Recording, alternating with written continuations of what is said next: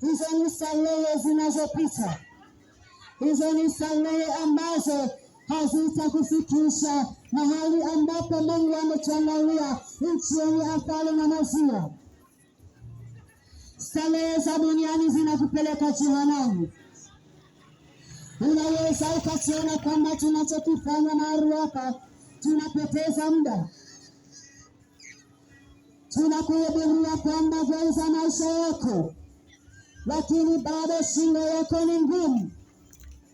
Tunajifunza kwa mkewe Lutu. Mkewe Lutu alipopata neema ya kuendelea Sodoma, lakini bado alikuwa na shingo ngumu.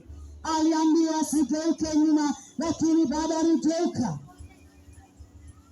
Unapohubiriwa jioni ya leo, badilisha maisha yako.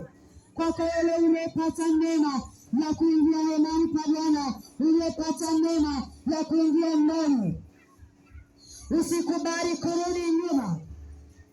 Usiwe kama mke wa Lutu aliyegeuka nyuma akaingiza ya chungu. Umepata neema ya kuingia ndani, endelea kuomba neema ya kuendelea kukaa ndani. Usigeuke nyuma. Jioni ya leo Mungu anawapenda watu wote.